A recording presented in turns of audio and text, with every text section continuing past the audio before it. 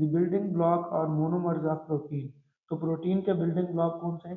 तो protein are made up of amino acid. बहुत सारे अमाइनो एसिड जो है वो आगे चल के हम डिस्कस करेंगे, बल्कि यहाँ पे भी जो है वो दो अमाइनो एसिड कंबाइन होकर एक जो है वो पेप्टाइड लिंकेज बनाया हुआ है, ठीक है।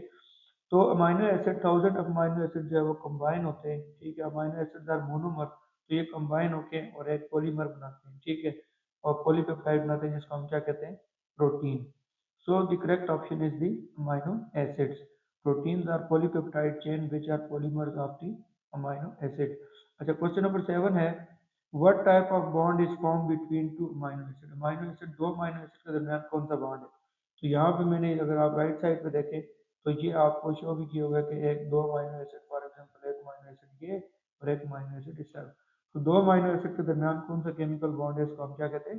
पेप्टाइड बॉन्ड, ठीक है।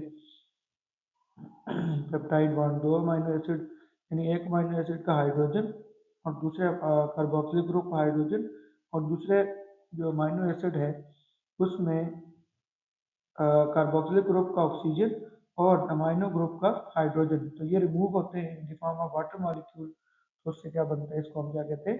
पेप्टाइड बॉन्ड, ठीक है। जो रिजल्टिंग जो प्रोटीन बनती है उसको हम क्या कहते हैं? पॉलीपेप्टाइड।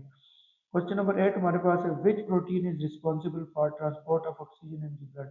ऑक्सीजन की ट्रांसपोर्ट कौन करता है? तो चैप्टर नंबर 4 के अंदर भी हमने देखा था कि ऑक्सीजन की ट्रांसपोर्ट कौन सी चीज कर रही है? हीमोग्लोबिन, ठीक है। So hemoglobin is a protein that is present in the blood and help to transport the oxygen. Question number 9 हमारे पास है, the protein found in hairs, nails and horns.